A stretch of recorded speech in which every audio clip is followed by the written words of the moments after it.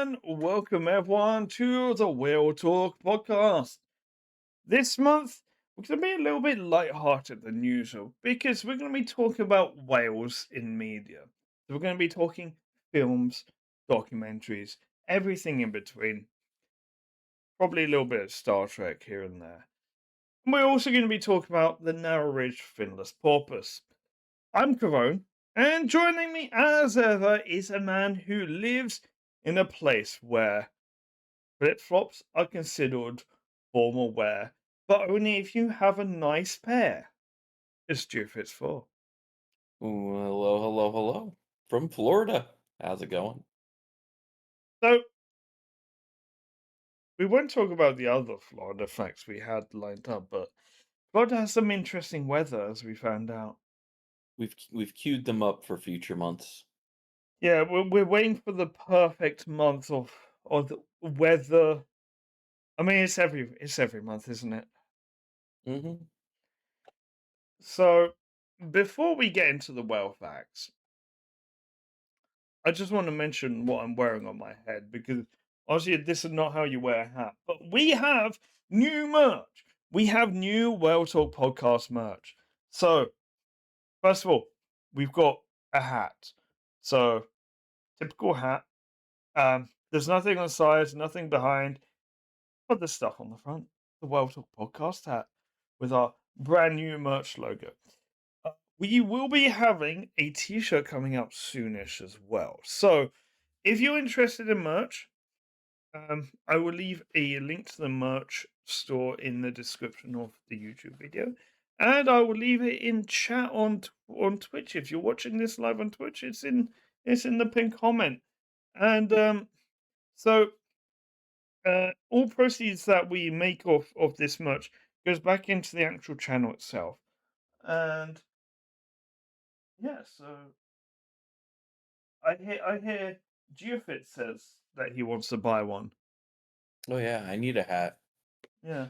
It's getting to be sun season here, so Oh, I'm wearing this hat in the summer when I go whale yep. watching. And yeah, I went out earlier this week, not far from me, about a half an hour, 40-minute drive. There's some beaches that are very well known for fossil shark's teeth, as well as other, some other fossils as well. So went out, Nice. had date night with my girlfriend. We went to dinner, and then I spent about an hour out there, and it was so much fun. And I'm definitely going to get out there again so I can get more time out in the ocean because, like, I miss them, but there were dolphins that very briefly made an appearance just off the beach. So that would be really cool to see. And plus, also even just seeing, having birds flying around. Like there were, I believe they were sanderlings that were flying around, 10, 15 feet away from me, just a foot off the water, while I was like in like waist deep water. So it was really, really cool to see. So, as someone that obviously has a lot of experience in these matters, I can say there's no better form of date night than a spot of paleontology or what's the study of birds? Ornithology. Ornithology and some whale watching. So yeah, this is we can confirm from the World Talk podcast this is the best kind of date night. Mm. Yeah. Providing your partner is into paleontology, birds, and cetaceans. Um, in my case my partner was into sitting on the beach and watching the sunset and just taking videos and That pictures and stuff, helps. so she was in her happy place, So uh, she has an while I activity, was and down you in the water. also have your activity. Yep, exactly. I'm definitely going back this weekend to some more shark's teeth. I got, like, 6 or 7 in the hour that I was there, but I also, like, didn't go very far from the entrance, so, like, and it's spring break time, so the right around the public beaches are already really picked over, but I did get one pretty cool, sand tiger shark, tooth, so that was pretty neat. Oh It was damn! worthwhile going out. I've seen those before, but only in aquariums, unfortunately. Mhm. They they look scary, but temperament-wise, they're actually not. They actually have another name. They're called grey nurse sharks as well. So it's Mhm. when people refer to them as sand tiger sharks, people just think tiger sharks. Yeah, Then but when you it's different. say, but then when you say grey nurse shark, they're like, oh, nurse sharks, they're cool. And then they actually see Mhm. what one looks like and think, that's Yep. not a nurse shark. Mhm. Yeah. The mouths tend to have this weird like shape with their head. They have, like Yeah. this kind of hump. Mhm. Yeah, It's kind of it weird. is really it's been really interesting, like, looking into some of these sharks and different, ways that their teeth have, formed, and, there's one particular, shark's tooth that I came across.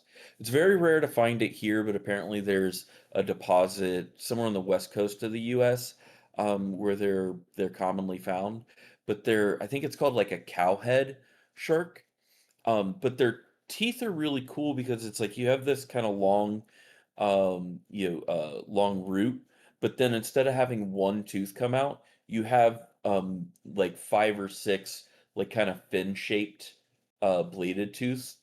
So it's so it's like serrated, but serrated by having like individual teeth, and they look really really cool. But apparently they're very rare to find here, so I'm not expecting to ever find one. But it's been really neat just, like, kinda digging in a bit more and finding out about, like, what kind of fossils I can find because there's shark's teeth and there's, like, stingray, parts and,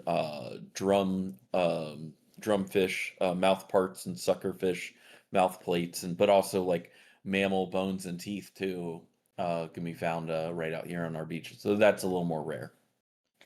That's one of the most interesting parts of paleontology is looking at teeth, and you can learn a lot about how an animal lived based on their teeth, because Mhm, based on their teeth you can work out kind of what they ate and how they hunted as well.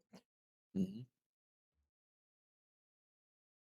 So, like for instance, crocodilian teeth, they interlock, which means that they grab stuff and they don't let go. yeah, Um,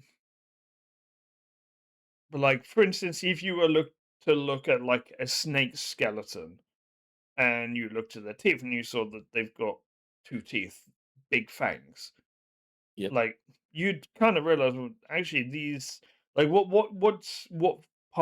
purpose does this serve? Because they're not going to be chewing. They're probably going to be there for paralyzing their prey. yeah, and swallowing it whole. Also, the interesting thing is, particularly with sharks, is how often they replace their teeth as well. Yep. They're constantly replacing their teeth. They always have to be sharp.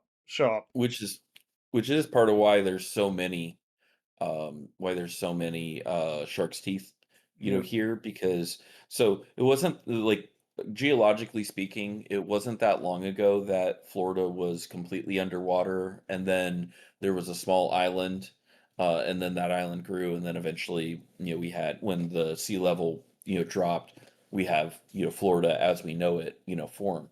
But that means that the ocean floor, we have a lot of marine, sediments. So I was actually watching a video a little bit ago about a guy that went out to a dig site, and they thought that they actually had dug up a spot that might have been the site of a whale kill because they found whale vertebra, but then also like a ton of like megalodon teeth and mako teeth, like basically all the hammerheads, all the big sharks.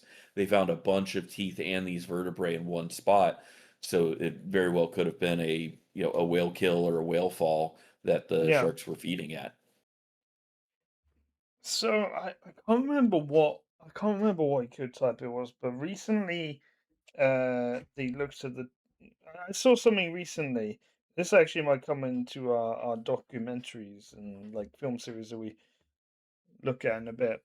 Um, but I think it was a recent documentary that came out about the Crozet orcas, where they actually looked at the teeth of one of them, and the teeth were completely worn down.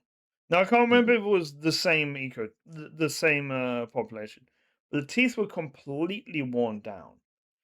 Hmm. And that to researchers says that these are orcas that are hunting elasmobranchs, i.e., sharks and rays. And the reason for this is because elasmobranchs, which are cartilaginous fish, so sharks and rays, Mm. they have what's called dermal denticles. And these are scales, these are their external scales. And dermal denticles, like this is a very Latin name, but basically means that they are scales that have small little teeth on. And if you ever if you ever stroke a shark from like head to tail, smooth as anything. If you try and stroke it the other way from tail to head, it's like trying to stroke sandpaper. Yep, Because I've touched that before. and so when the orcas hunt these, this wears down their teeth a lot, and orcas don't replace teeth. So because of this, these researchers kind of had an idea on what these orcas were hunting. And this happens with quite a lot of species that will like wash up or like old extinct prehistoric species. Yep, and then sometimes we just jump in the complete wrong direction. We'll get into that. That like a topic And we might be approaching at the end of this podcast or in a different video entirely is what happens when we conduct research on something or when we do something conservation related and it results in the effect that we completely did not expect. So, shall we go into some of our very interesting whale facts? Although we've kind of gone through a lot of whale facts already uh, in this episode. So, indeed, but Gio, mhm. did you know that not all fin whales are Finnish or live in Wales? I knew they weren't finished, but I didn't know about whales. You would It's think that, being named that they might come from whales. Yeah, it's weird that whales don't come from Wales or that fin whales are not Finnish. Someone from Finland that goes to a casino and spends a lot. Is that person a fin whale?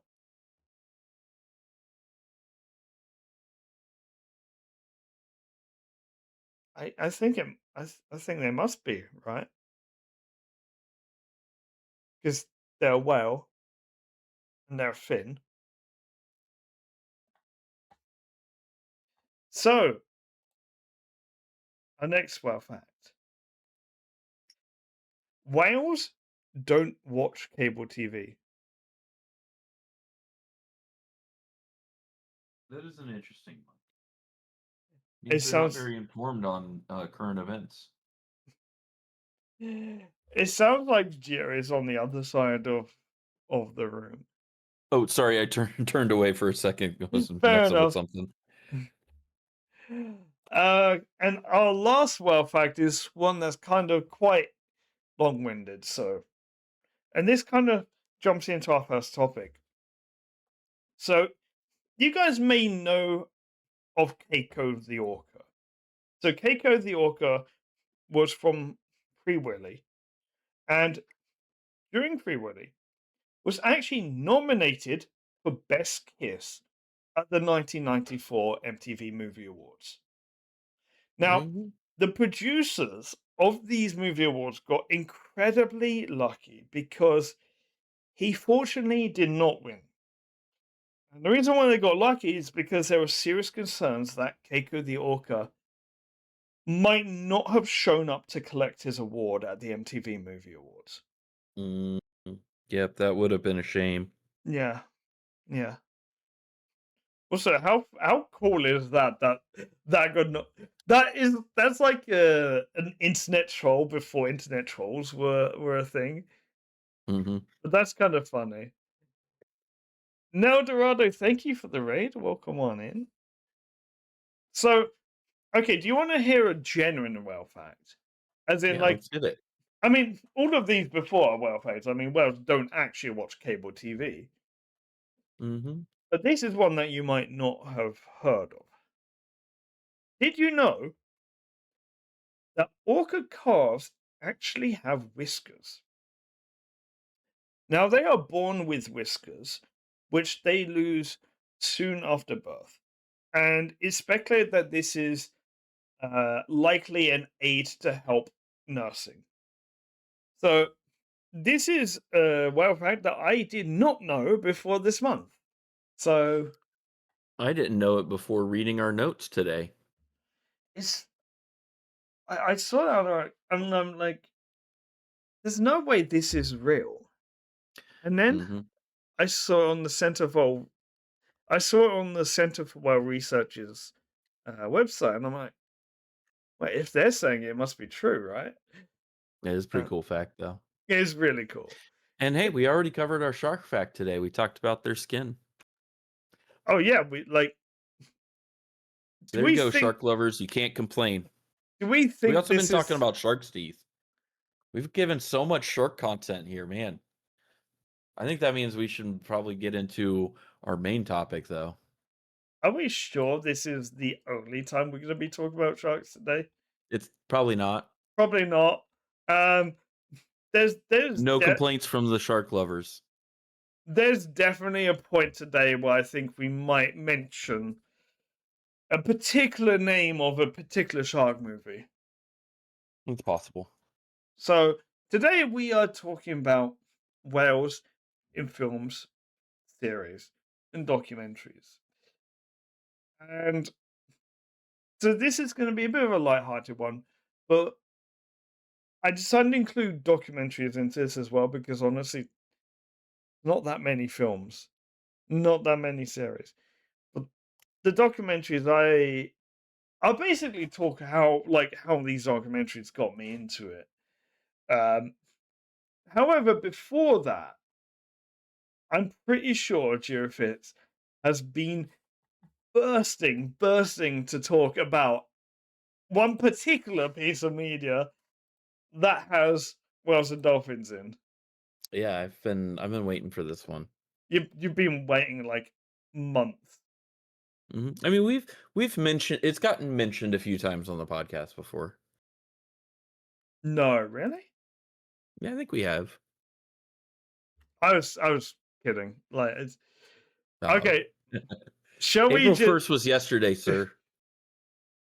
if it was April Fool's today, I would have done something for this podcast. Yeah, it would've been fun. It was Or April if it had been when we release. if it was oh yeah. If this is April Fool's, uh the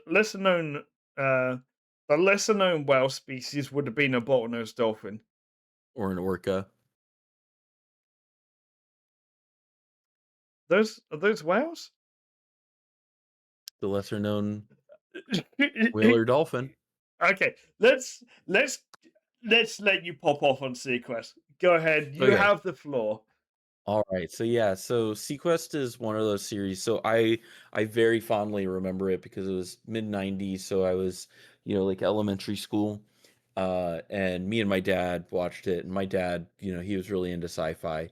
So like, he's definitely the person that got me into everything sci-fi and nerdy. But it aired from 93 to 96. I think it was on NBC. It was either NBC or CBS, I can't remember. Um, but it was supposed to be set in the near future, which was 2018 in the first season. Though I think they time worked ahead in the third season, and because they also had a bunch of casting changes. But Steven Spielberg was an executive producer for the first two seasons of the series, which is pretty cool. 'Cause, if you go and look at Steven Spielberg's filmography, especially executive producer stuff, like you'll end up being surprised at a handful of things along the way that like you're like, oh, I didn't know that. Like Animaniacs, is one where No some people way. don't know that he was an executive producer and creator for Animaniacs. Um, So it's like I like for me personally, I almost feel like you can put Animaniacs in Steven Spielberg's top 10, you know, projects because, it's just amazing. But he was very involved in it. Um, so it definitely struggled with the ratings, didn't do very well there. Ended up only lasting for like two and a half, 3 seasons. Um, like it was canceled midway through its third season, but it had a dolphin character in the cast, and his name was Darwin. He was able to communicate with the crew through a translator, and basically they were based on a submarine. And in the submarine, they had basically an indoor pool, more or less, where the dolphin lived inside the boat. But they also had like two access tubes so that the dolphin could go out, and so the dolphin basically could act as like a scout, infiltrator, a stealth vehicle. You could go all Infiltrator. sorts of places. Yeah, it could go all sorts of places that a human or a human vehicle couldn't. So he does very well feature in a lot of the stories and everything, because it's like this is in this particular world, like mankind has exhausted almost all the natural resources that aren't on the ocean floor. So we've started to establish colonies, and so there's a lot of fighting and disputes going on between the different nations and nation states and non-aligned colonies that are on the ocean floor, which is why the sub exists to kind of patrol, do diplomacy. Not really all that much unlike a Starfleet vessel that's just kind of on patrol around the Federation, where it's just like, yeah, we're just dealing with problems that come up, we're hanging out, we're saying hi to people, kind of doing that thing. Are, But good. are we saying Star Trek vessels didn't have cetaceans? There were likely cetaceous life forms. I can't think of a specific example. We did have dinosaur life forms, though they weren't members of the crew, but we do So have that. I believe the Enterprise D from Star Trek: The Next Generation. If you look at the Mhm. blueprints, they Oh, that's actually right. had a section called Cetacean Ops, Hmm. and I mean, when I read that, I'm like, makes sense, and then I'm like, actually, no, it doesn't make sense. Like, you Yeah. could have androids, like, I mean, unless it just ended up being kind of a name for like, oh, there's like aquatic species that serve, and like that's like their aquatic area. So like you have to have these tanks of water and they have to be managed. So like that's why it's ops. But like cetacean ops does feel a little bit weird. It could have been something different. But hang on. but on the other hand, maybe it's just it's the name stuck from an earlier program or an earlier thing. Who knows? We're going down the rabbit hole on this one, though. So there is in the animated series Mhm. two belugas in Cetacean Ops Ah, wearing okay. Starfleet uniforms. Nice, and, like, that's really the only way you can actually pull that off, or CGI now, I guess. Yeah, Mhm. But so going back to Seaquest, so just some fun facts in here. Darwin was voiced by Frank Welker. He's perhaps best known as Fred Jones from Scooby Doo, but his voice acting credits are way too long to list, as you can pick a cartoon from the last 40 years, and there's a good chance he has appeared in it at some point. Like, as one example, he was Megatron in Transformers. He had voices in DuckTales, Gargoyles, Animaniacs, Tiny Toons. Like he had, Garfield, like so many cartoons, so many voice acting, credits to his name. So if you go onto Wikipedia, you'll go down a trip through your childhood, cartoons going through that. But he does have some goofier credits I to his like this name. list that you've put together. Yeah, and because Darwin it actually has a speaking voice, so it's just a regular, normal, like humanoid, English voice. English speaking voice, coming out of the ship's speaker, when the dolphin, when Darwin talks. But he has a credit as Snorky the dolphin and other dolphins in The Simpsons, as well as um, Santa's Little Helper and Snowball. Um, he also voiced the Capuchin Monkey in Raiders of the Lost Ark with Indiana Jones. And the one that really stood out to me So, as being oh especially my god. goofy was Spock's screams in Star Trek 3: The Search for Spock. Is that a segue? Um, I mean, Or not yet? I have a little. I got your segue here. So Darwin was not, in fact, a real dolphin, though a lot of people thought he was. And I will admit, like as a child, I think I did think that he was a real dolphin. It certainly looked real enough, and it was a practical effect. Um, as it was actually an animatronic, and it was designed and created by Walt Conti, who also worked on Star Trek 4: The Voyage Home, The Abyss, and Free Willy, and he also was nominated for an Academy Award in Best Visual Effects for Perfect Storm. Would you believe I've never seen The Abyss? I've only seen bits and pieces of it. So, but like I know that ILM was a part of that, and like it was like this. I know the CGI was like a big freaking deal at the time. Yeah. So we'll get on to Free Willy a little bit later. I will have quite a bit to say about that.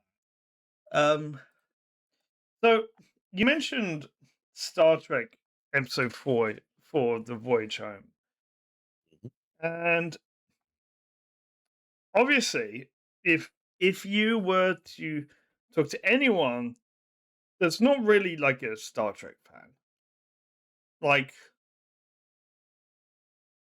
and you wanted them to remember this film, you would say it's the one with the whales. Especially because it's an even number, that means it's a bad movie. What? Oh wait, no, that means it's a good movie. It's a good Sorry. movie, yeah. Wait, I flipped that around. I Wow, don't know you why I flipped did that flip around. that around. So Search for Spock with Spock Screams by Frank Welker, that was the That bad was a bad movie. movie, yeah. Um, so I actually did wonder this for like the longest time, and I actually had to research for this video.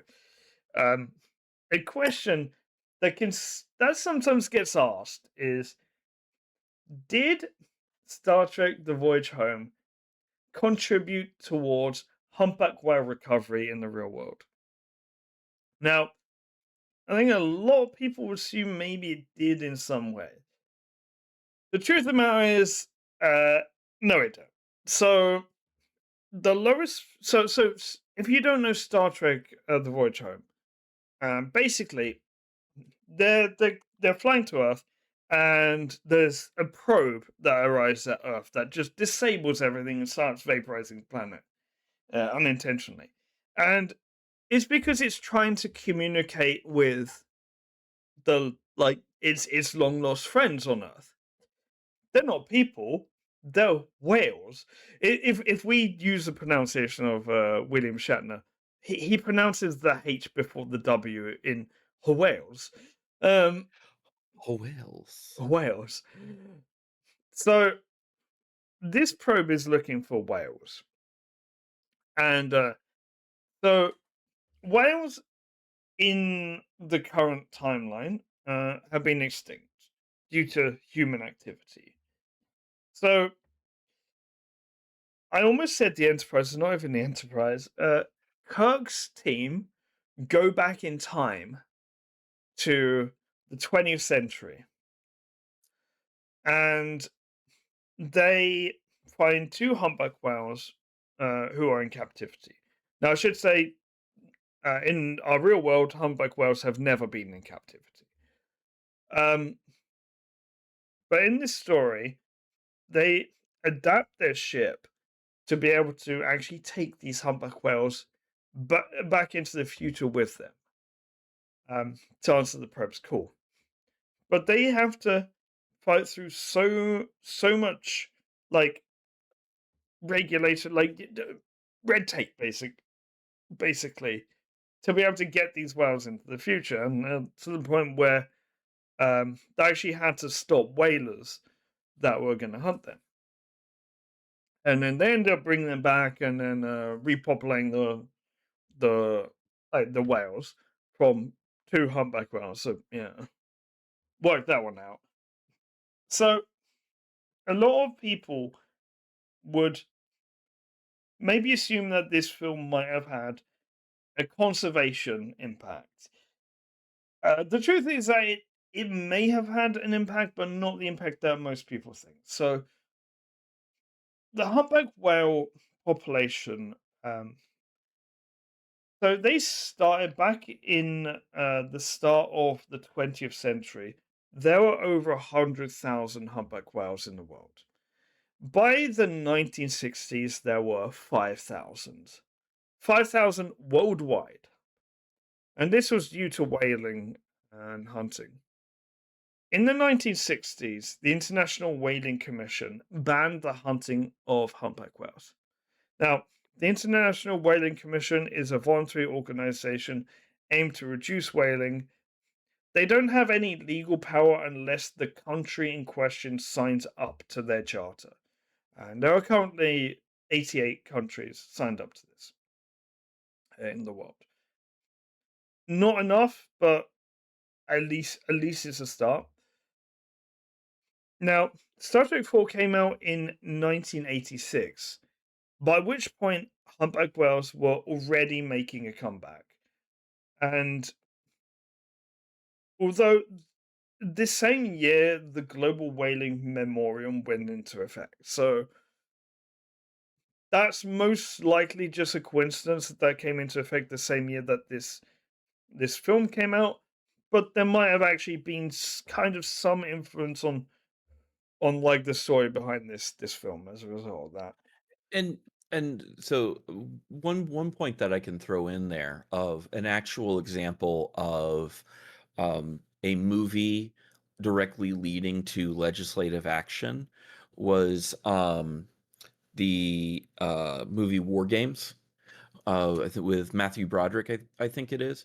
But he basically it was the first movie, or at least the first hit movie that showed essentially hacking, and it led to the first federal U.S. laws, making it criminal to use a computer to hack. And that apparently came directly from Ronald Reagan watching the movie and then going, "Oh, we need to do something about that." So you never know what effect media, will have on culture and on government. And like I was even talking about this last week with a friend. We were kind of talking about like authoritarian governments, and it's like what's one of the things that they typically will target first is intellectuals and artists, because that is often the people that have the power to affect change on culture through through their ideas and their thoughts. Yeah. So in regards to this film's impact, um, it's likely that it did contribute in some way, in a small way, because it would have caused audiences to be more open to conservation. Um, right now, the humpback population is around the same as it was at the start of the 20th century, of over 100,000 individuals in the world, which is a phenomenal recovery. Um, Gee, you wrote something else Yeah, regarding and this. yeah, kind of going along the lines of what I was just saying is, never underestimate the power of movies and TV to inspire a generation. Going back to Star Trek, James Doohan received an honorary degree in engineering from college in Wisconsin, and it was because he had inspired so many students to become engineers. Like they had one class where it was like, who inspired you, and like half of the responses were Scotty from Star Trek. Alan Alda, who played Hawkeye Pierce in MASH, has also spoken in interviews of receiving many letters and meeting many fans who told him that they went into medicine because of MASH, and he's like, I'm no doctor. I'm just an actor, but I portrayed one on TV, and that's enough to inspire people. Even if you're not the real thing, if you're playing pretend, it can still be very inspiring to people. So you never know, what kid was inspired by Star Trek 4 and ended up going into biology or marine research, marine biology, conservation, something, and has had a positive, effect on the world today, even if it's not a grand effect, but any effect is, better than none. Man, it almost feels like you're speaking to me here. Mhm. It might be. Because yes, so I think I can't not mention Free Willy at this point. Oh, yeah. Um, It is your because favorite movie after all. actually not my favorite movie. My favorite whale movie. Yeah, fair enough. So Free Willy was a big part of like me growing up, and it I would say it wasn't as like instrumental or inspirational as you might think for me because I think the interest was always there, but this brought it out more. So this allowed me to be more confident with with what I liked. And if you've never seen Free Willy, first of all, pause this podcast and go watch it right now. Um, so Free Willy is about an orca who was captured and put into a marine park. And he's he misbehaves.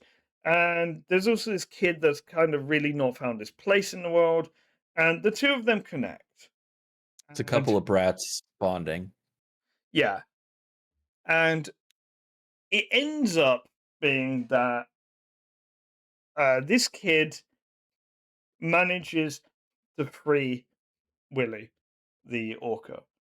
And what is absolutely fascinating about this film is not so much the film itself, but the story around it. So, Free Willy featured a real orca, a real uh, live orca called Keiko. You may you may remember him from a little bit earlier in the podcast. He was nominated for Best Kiss for this film. Mhm.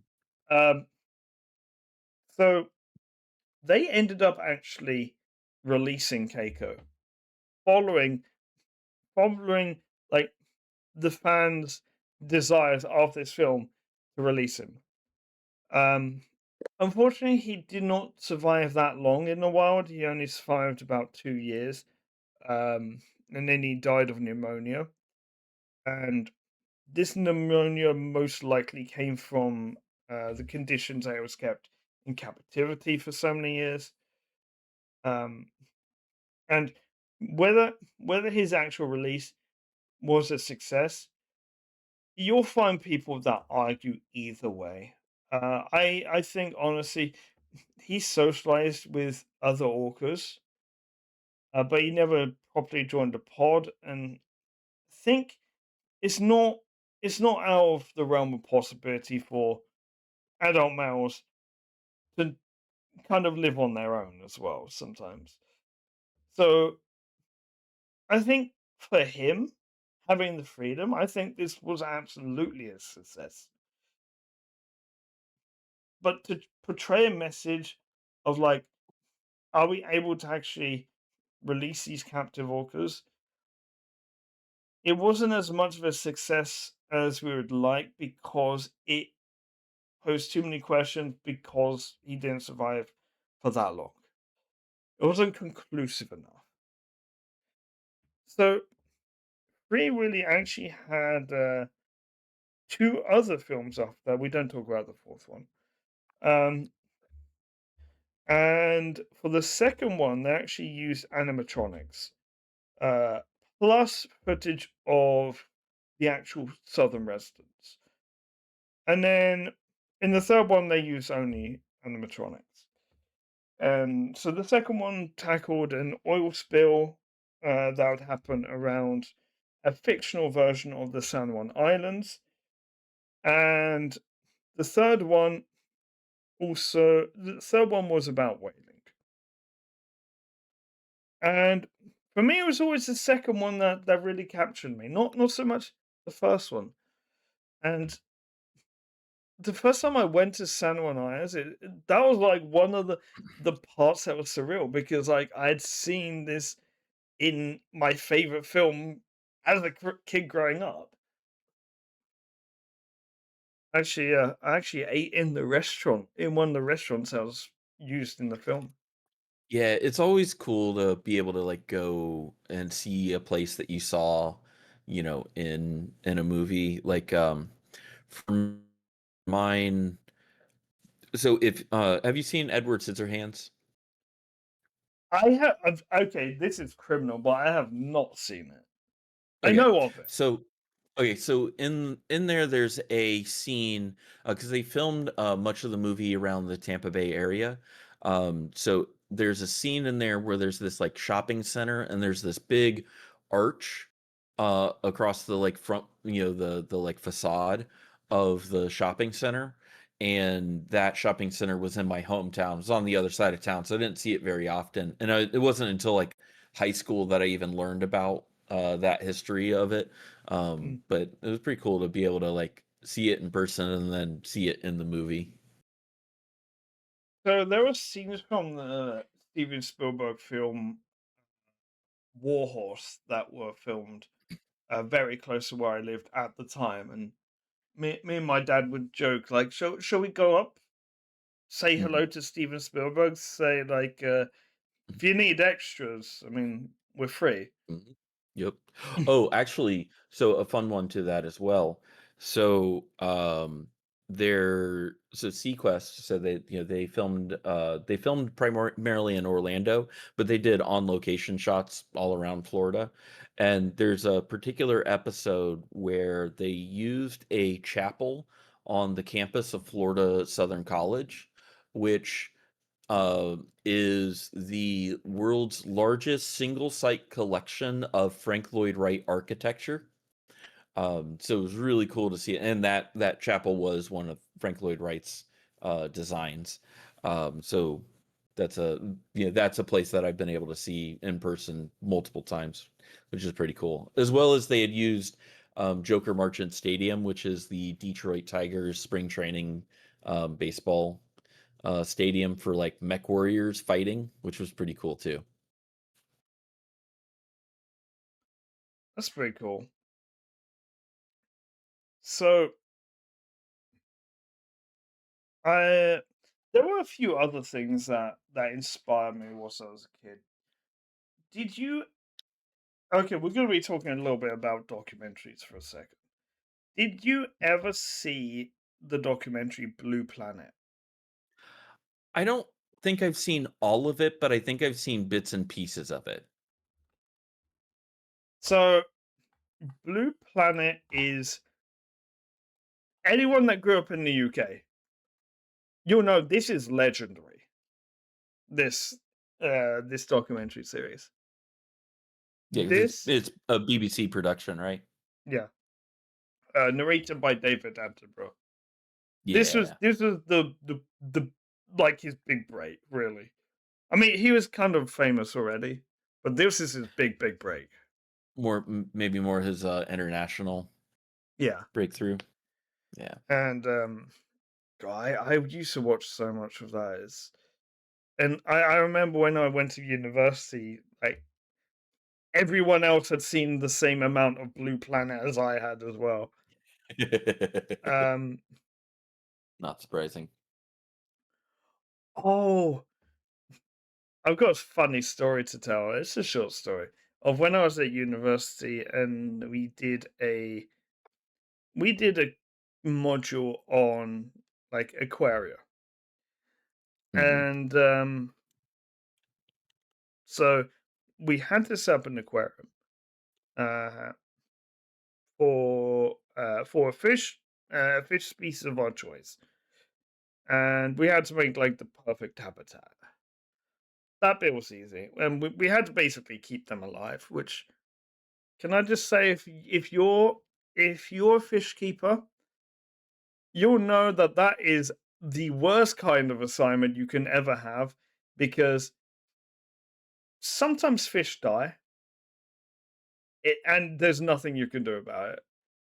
Mhm. And any fish keeper knows this.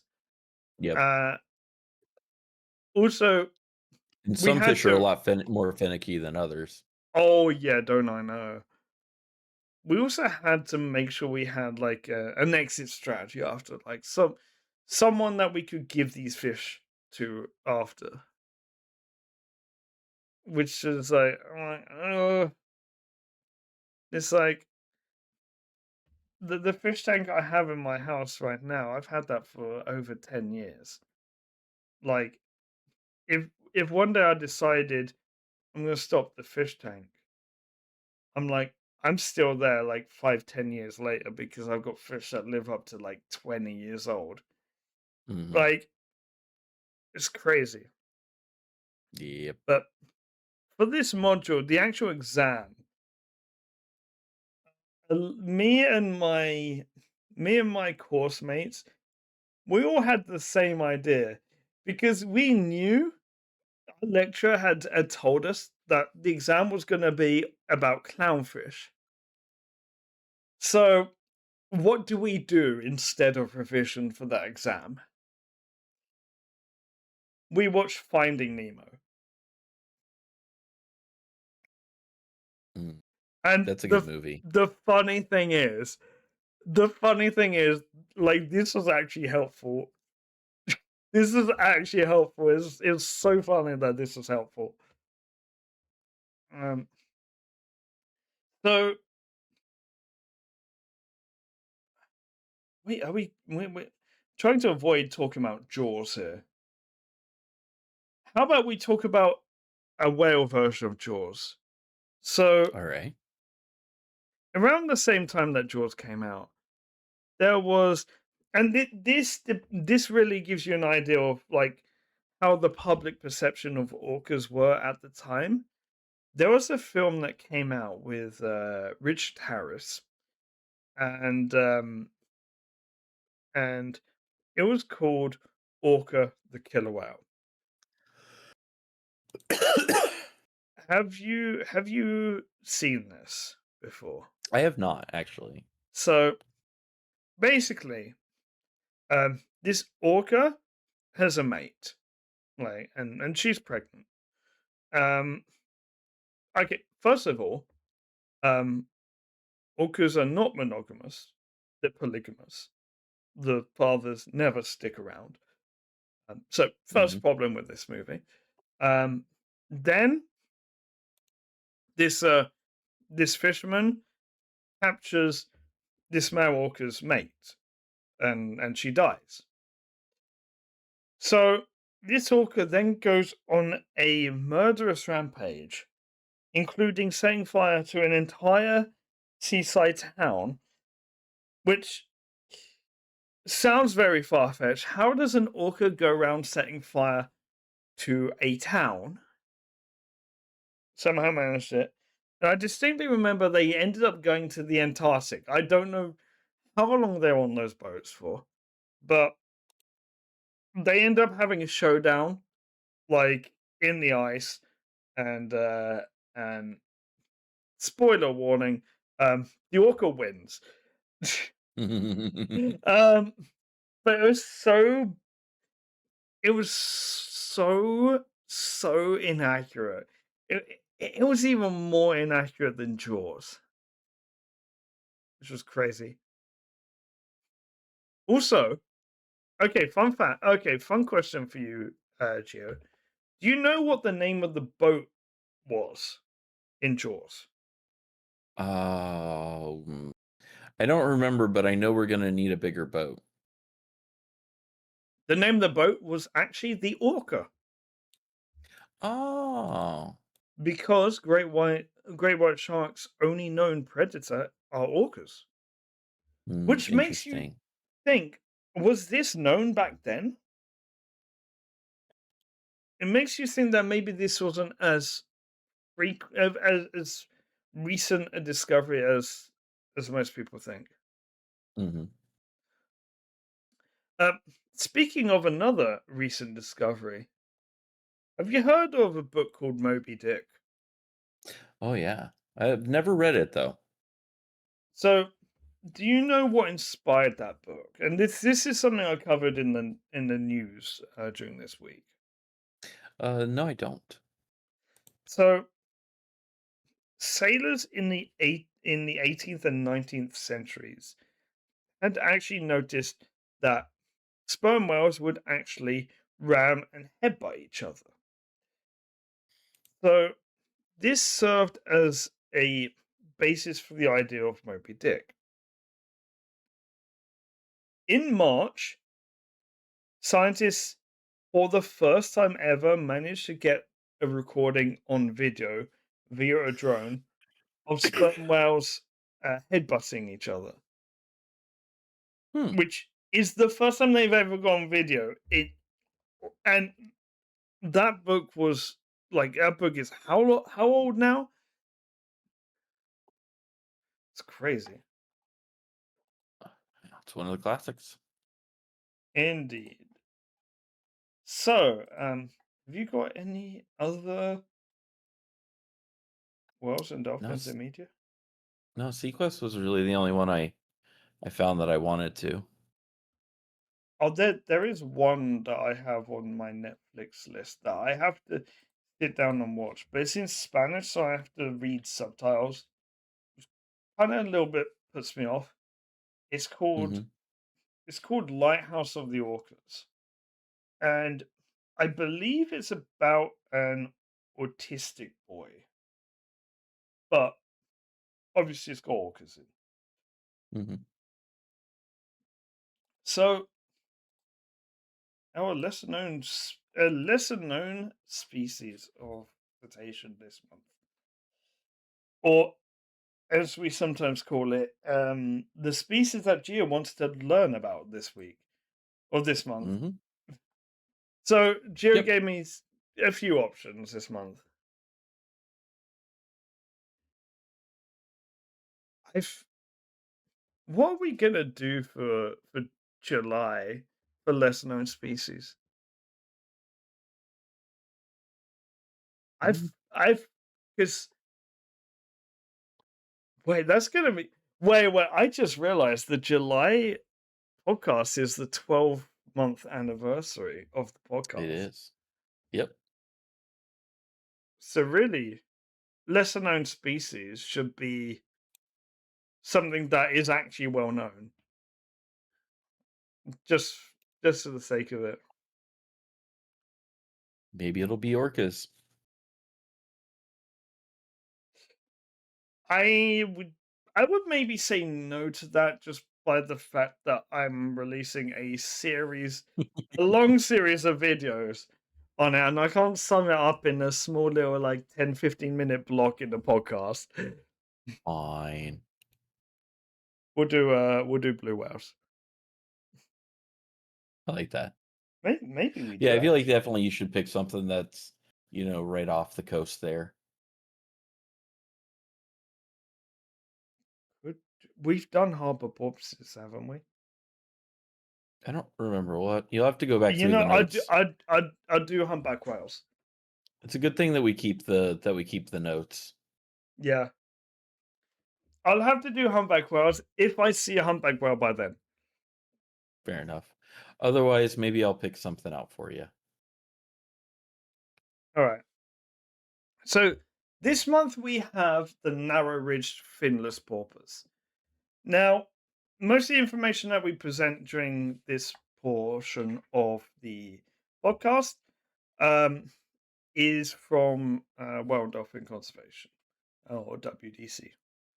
So, uh, the narrow ridged finless porpoise have only recently split off from the Indo Pacific. What time to yawn? they've only recently split off from the Indo-Pacific porpoise. There are two subspecies: the Yangtze finless porpoise and the East Asian finless porpoise. Now, when you hear Yangtze in front of any kind of cetacean, there's always one that comes to mind, unfortunately.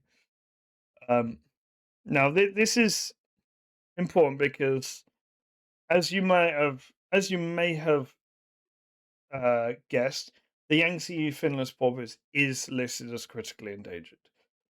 So, the narrow ridge finless porpoise are found on the east side of China, in the Sea of Japan, and all the way down to the Strait of Taiwan. So, in that entire kind of area, and they live mostly in shallow and coastal waters. The Yangtze finless porpoise lives exclusively in the Yangtze River and the associated lakes, etc. And these two subspecies eat small fish, crustaceans, and cephalopods. Um, they are identified by a small. They are identified by being small and having no dorsal fin. This is why they're called finless porpoise. They also have no beak and have a ridge that is running down the length of their back. And these these ridges are also covered in tubercles. Now, tubercles are a they look like warts, but they're actually sensory organs within whales and dolphins, and typically they'll contain very small microscopic hairs inside, and you probably seen these on humpback whales. These are like the little boil things that you see on the front of the head. So those are tubercles. Now, these porpoises are extremely shy and move very quickly, and they skirt underneath the surface of the water, often alone or in small groups. Although there have been occasions where they've been seen in groups of up to 50 individuals from time to time. Now, when we talk about threats, these cetaceans, we're mostly going to talk about the critically endangered variant. The Yangtze the Yangtze narrow ridged finless porpoise. Now, I even missed out. Well, that we're keeping that in. We're keeping that in. Oh dear. Oh dear. You can play the sound clip. You can play the sound Are clip. you stupid? Yes. So the Yangtze narrow ridged finless porpoise used to share its habitat with the Yangtze River dolphin. Also, shouts to our friend Whiskey Dreamer for that sound clip. And they used to share their habitat with the Yangtze River dolphin until 2006, when the Yangtze River dolphin was officially declared extinct.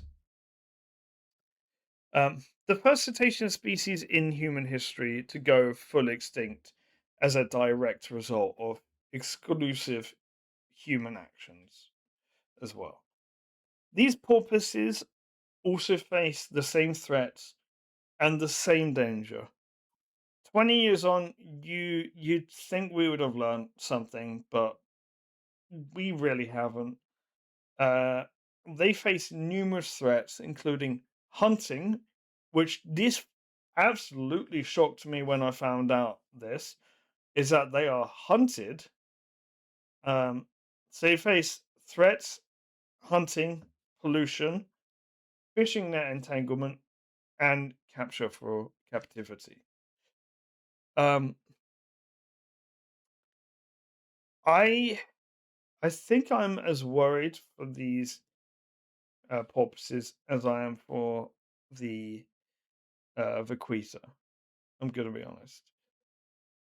So, did you learn anything about these porpoises?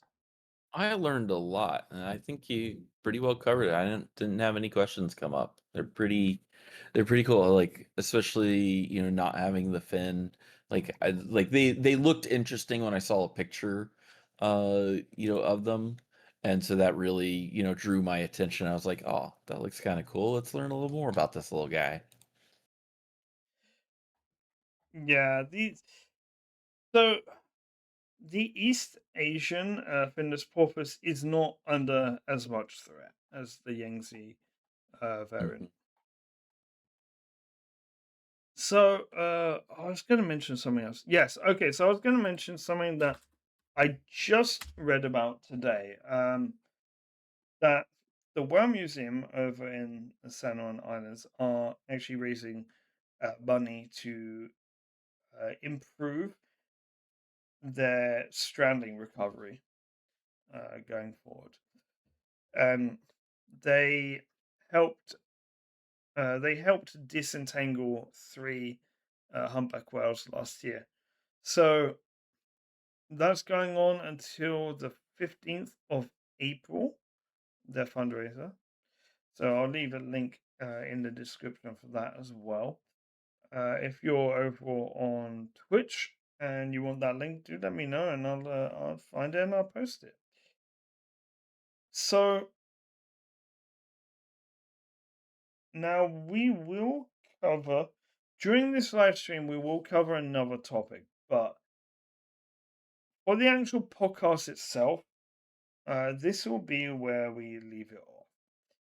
Yeah, been a good one. Yep. Although with the power of, I want to say a massive thank you to Geofits for joining me today. Been a fun one today. We covered some fun topics, got to nerd out a little bit. Mm. Uh, I had a I'm good one I'm today. looking forward to next month's as well. If we go with the topic that we like discussed, that'll be fun. Mhm. So okay, I want to see in the YouTube comments. I want to see. Also, let's put market here. I want to see in the YouTube comments what are your favorite marine animals? Because we're going to do something quite special. And your favorite marine animals, we're going to use as examples in the next part for something, in the next month for something. So, thank you everyone for watching. And what is my, is it podcast then? I can never remember. I can never remember. I think it's podcast end. Yes, exclamation mark podcast end. So,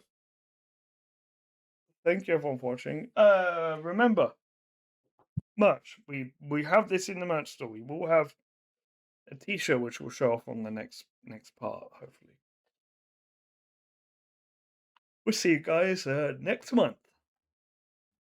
See you then. So we've got 10 seconds. I didn't plan this. I didn't plan this out. 3 seconds. Okay, there.